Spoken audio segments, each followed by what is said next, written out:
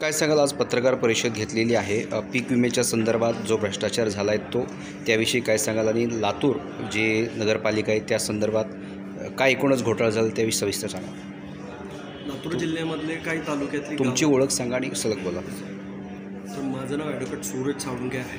मी लातूर जिल्ह्याच्या ठिकाणी राष्ट्रवादी युवक काँग्रेस शरदचंद्र पवार पक्षाचा कार्याध्यक्ष म्हणून काम करतो. लातूर जिल्ह्यातील काही तालुक्याच्या गावातील लोकांचे पीक विमे हे परळी येथील काही लोकांनी भरून त्याचा लाभ घेतलेला आहे.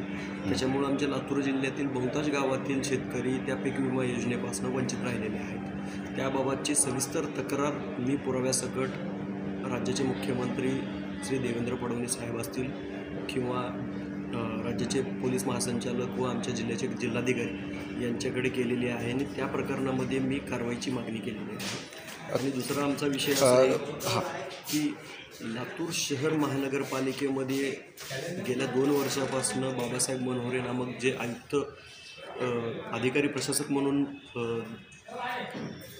कार्यरत आहेत त्यांच्या कार्यकाळामध्ये लातूर शहर महानगरपालिकेच्या विविध विभागात खूप मोठ्या प्रमाणावर निविदा प्रक्रिया राबवण्यात आलेली आहे. त्या प्रत्येक निविदा प्रक्रियेमध्ये मोठ्या प्रमाणावर अनियमितता आणि गैरकारभार झालेला आहे. त्या गैरकारभाराची अनियमिततेची विशिष्ट समिती नेमून चौकशी करून दोषी व्यक्तीवर कायदेशीर कारवाई करण्याची मागणी मी राज्याचे मुख्यमंत्री श्री देवेंद्र फडणवीस साहेब आणि राज्याचे नगरविकास विभागाचे सचिव गोविंदराज साहेब व त्यांचे मुख्यमंत्र्यांचे पी एस श्रीकर परदेशी साहेब यांच्याकडे केलेले आहे. लातूरमधील जे पीक विमा शेतकऱ्यांना मिळणार होता तो परळीकडे वर्ग करण्यात आलेला आहे असं तुमचं मत आहे. एकूण तुमचा रोख कोणाकडे आहे त्याविषयी काय सांगा. याच्यामध्ये ज्या लोकांनी आमच्या जिल्ह्यातील शेतकऱ्यांचा पीक विम्यावर डल्ला मारला ती लोक ही परळी विधानसभा मतदारसंघातील असून ती ठराविक सत्ताधारी पक्षांच्या संबंधितच आहेत.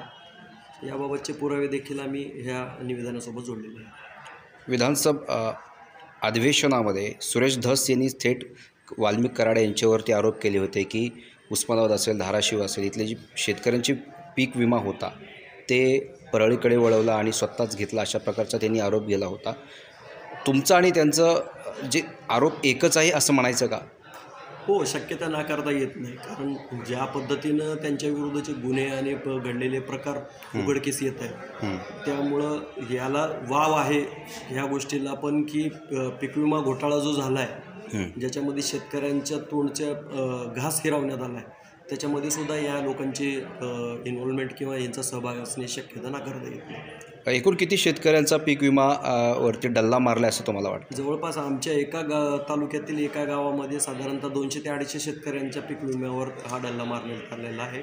आणि अशा स्वरूपाचे त्यांनी मराठवाड्यातील विविध जिल्ह्यातील विविध गावांच्या शेतकऱ्यांच्या पीक विमा हा हडप केलेला आहे. एकूण किती शेतकरी होते त्याविषयी काय थोडक्यात काय माहिती आहे का तुमच्याकडे? साधारणतः याच्यामध्ये आम्हाला उपलब्ध झालेल्या कागदपत्राच्या अनुषंगाने जर आपण पाहणी केली तर याच्यामध्ये आमच्याकडचं रेणापूर तालुक्यातील काळेवाडी असेल किंवा रेणापूर असेल स्थानिक किंवा हनुमंतवाडी असेल या ठिकाणचे जवळपास साधारणतः 700 ते 800 शेतकऱ्यांच्या पीक विम्याला हा पीक विमा त्यांना मिळालेला नाही आणि त्यांच्या नावाचा जो पीक विमा आहे त्या दुसऱ्याच व्यक्तीने भरून त्याचा लाभ घेतला. आत्ताचे विद्यमान कृषी मंत्री यांच्याशी काय तुमची भेट झाली आहे किंवा तुम्ही तशी काय तक्रार त्यांच्याकडे केली आहे? काल मी ह्या प्रकरणाच्या संबंधित कृषी सचिवांना भेटण्याचा प्रयत्न केला पण मुख्यमंत्र्याच्या बैठकीमध्ये व्यस्त असल्यामुळे त्यांची माझी भेट होऊ शकली नाही.